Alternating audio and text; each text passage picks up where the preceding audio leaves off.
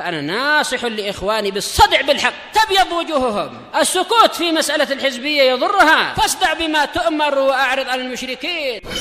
سلامي على دماج ورجالها والشيخ يحيى ودار العلم يا سعد بانيها. Bismillahirrahmanirrahim. Qala fadilatul Syekh Abdullah Al-Bassam rahimahullah. Ma yustafadu minal hadis, masuk yang kedua berarti ya. As-saniyah yuradu bi sahibil mata fil hadis al-bai' wa ghairih.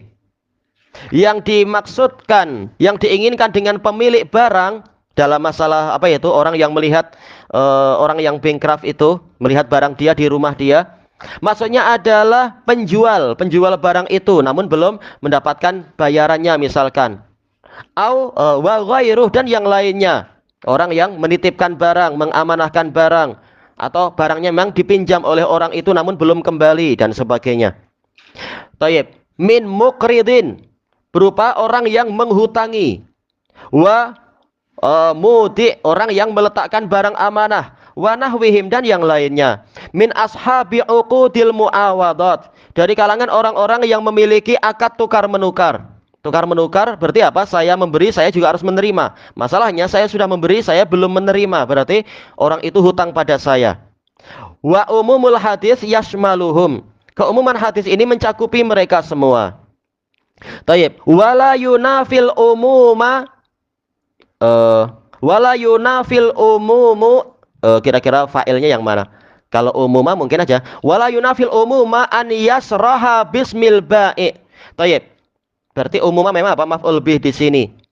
Yaitu terang-terangannya, yaitu jelasnya Nabi menyebutkan lafadz baik penjual fi ba'dil ahadis, di sebagian hadis tidak meniadakan keumuman hadis tersebut. Bahwasanya ini bukan hanya sekedar akad jual beli, ini mencakupi akad-akad yang lain.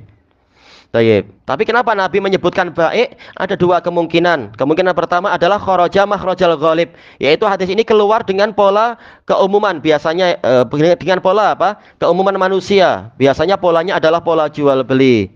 Tayyib. Maka bukan sebagai pembatasan. Atau kemungkinan yang lain, ini adalah dzikru ba'di afradil am dalam usul fikih, yaitu menyebutkan sebagian individu keumuman. Individu perkara yang umum. Jadi bukan untuk membatasi, cuma sekedar contoh saja. Contohnya adalah penjual. Berarti yang lain-lain yang posisinya seperti itu masuk di dalam keumuman itu juga. Dia berhak untuk mengambil barang itu, karena memang barang itu milik dia di tangan orang lain. Yang ketiga, antakuna maujudatul muflisi la tafi biduyuni. Tayyib. Yaitu apa yang ada pada orang yang bankrupt, orang yang muflis itu tidak mampu mencukupi hutang-hutang dia. Harta yang masih tersisa di tangan orang yang bankrupt itu, yang muflis itu, tidak cukup untuk membayar hutang-hutang dia.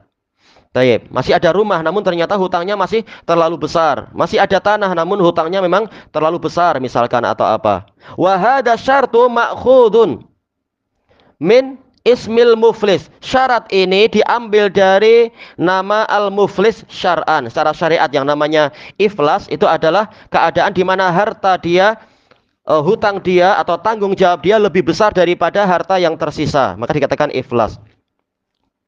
Tayyib. Yang keempat, antakuna ainul mata'i maujudatan indal mushtari. Ini juga sekedar contoh, bukan hanya pembeli, tapi mungkin orang yang hutang atau orang yang mudak fihi, yang dititipi barang, diamanai barang dan seterusnya.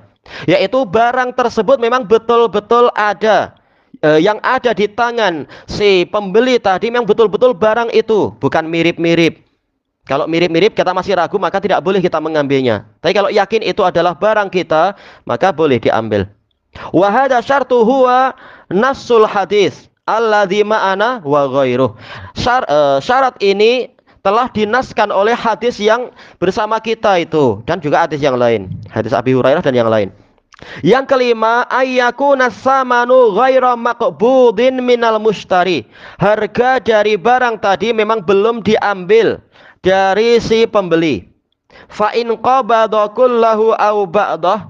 Kemudian apabila si penjual ini, misalkan itu adalah berupa penjual dan sebagainya. Dia telah mengambil semua harga, semua apa itu? Ya, semua duitnya itu atau sebagiannya, fala ruju'a bi ainil mata, maka dia tidak boleh menarik kembali barang tersebut karena sebagian haknya telah hilang atau bahkan semua haknya telah hilang.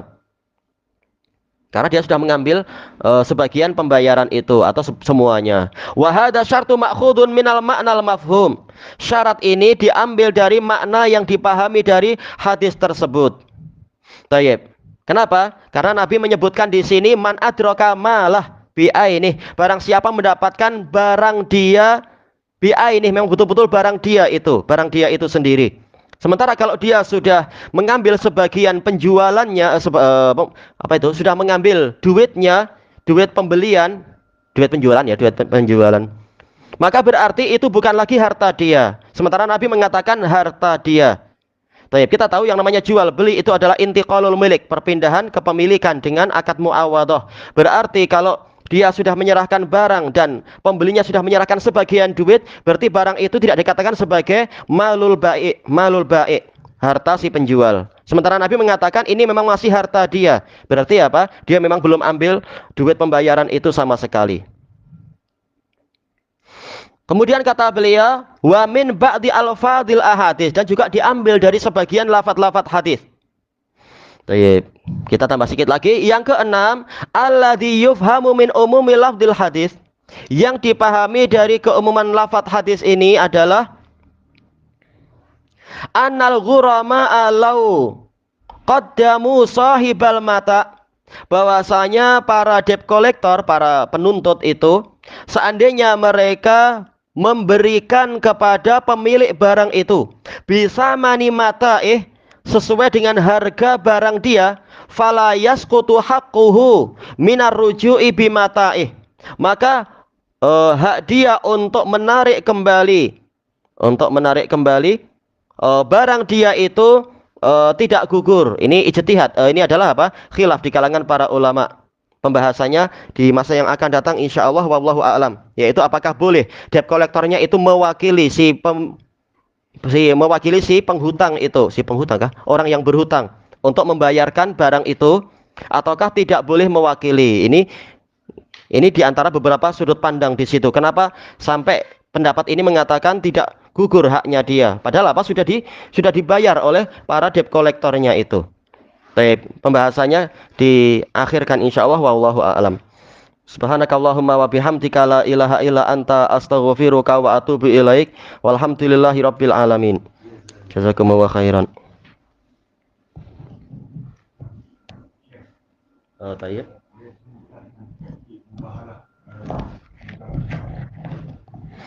Masalah mubahalah ini dibahas oleh Imam Ibnul Qayyim rahimahullahu taala di dalam kitab